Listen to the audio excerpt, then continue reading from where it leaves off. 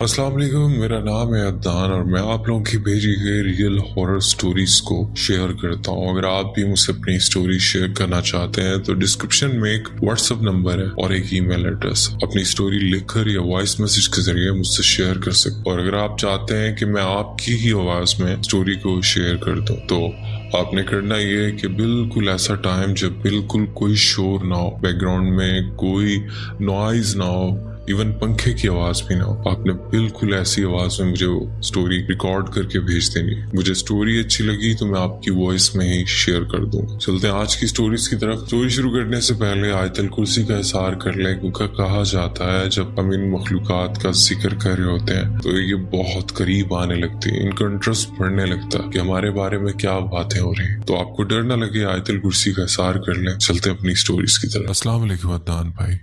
ये वाकया तब का है जब मेरी वाइफ पर काला जादू हो गया था और फिर उसका काट करने के लिए मुझे एक खास चिल्ला करना पड़ा।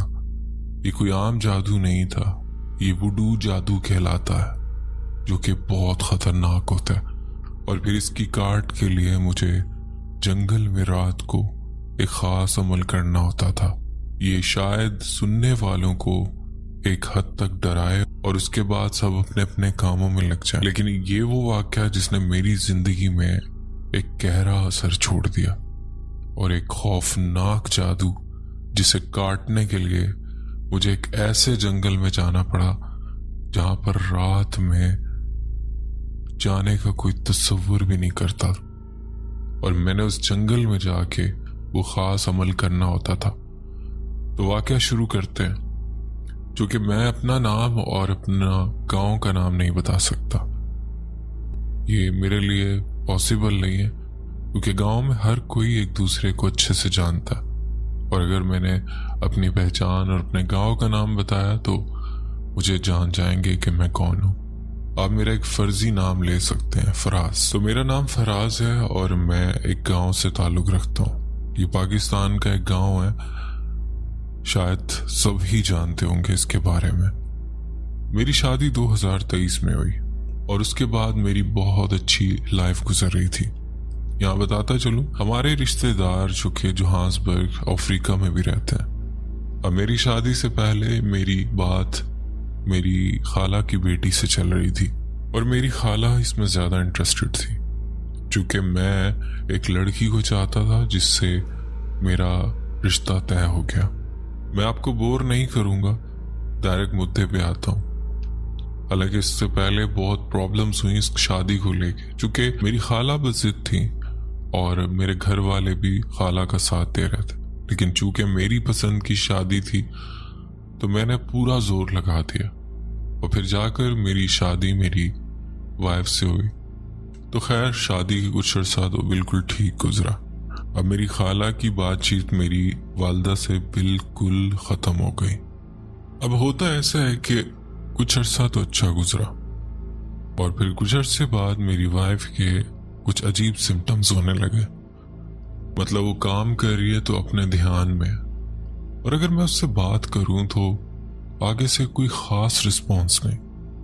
और फिर अगर उसे झुंझलाया जाए, यानी से झंझोड़ा जाए, तो उसे होश आती कि हाँ, कोई इसे बुला रहा है। खैर, मैंने इस बात पे इतना ध्यान नहीं दिया, लेकिन आहिस्ता आहिस्ता उसकी हरकतें और अजीब होने लगी। ये सर्दियों की रातें थीं और सर्दियों की रातों में ऐसे सर्दी होती थी जैसे हड्डियां तक ठिठर जाएं।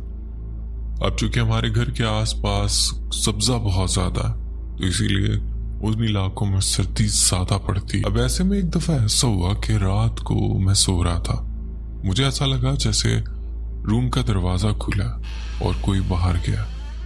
मैंने उठकर बेड पे देखा तो मेरी वाइफ बेड पे मौजूद नहीं थी। जब मैंने देखा तो दरवाजा हल्का सा खुला हुआ था जिससे ठंड बहुत ज्यादा अंदर आ रही। कुछ देर इंतजार किया कि हो सकता है कि वॉशरूम गई, लेकिन काफी देर गुजर जाने के बाद भी मेरी वाइफ वापस बेड पर नहीं आई।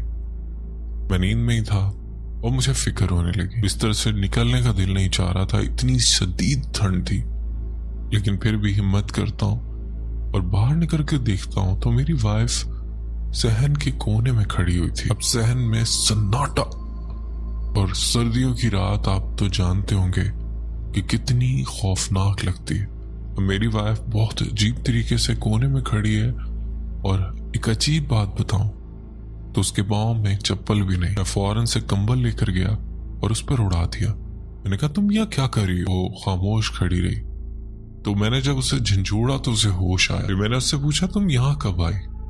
और तभी उसे सर्दी का भी एहसास होने लगा और फौरन से कमरे में आ गई। मैं उससे पूछता रह गया, लेकिन वो कुछ भी जवाब देने के काबिल नहीं थी, ना कुछ बता रही थी। ऐसे जैसे उसे खुद समझ नहीं आ रही कि वो बाहर गई कब और किस वजह से गई। खैर अदनान भाई, मैं ये समझा शायद नींद में उठकर चली होगी। सुबह भी मैंने उससे बात की तो उसके पास कोई जवाब नहीं था। उसके बाद 1-2 दिन गुजरे और फिर ऐसा हुआ कि हम लोग रात को सो रहे थे। अब रात को मुझे वॉशरूम जाना था, तो जब मैं उठकर वॉशरूम की तरफ जाता हूँ तो मैं देखता हूँ जैसे कोई पाउडर सा मेरे पाँव से लगा। मैं लाइट ऑन करता हूँ तो मेरे पाँव पे हल्दी लगी हुई थी। बड़े अजीब तरीके से वो हल्दी जैसे किसी ने पूरे कमरे में छिड़की हो। वो हल्दी मेरी वाइफ के ऊपर तक गिरी हुई थी। ये बहुत अजीब एहसास था।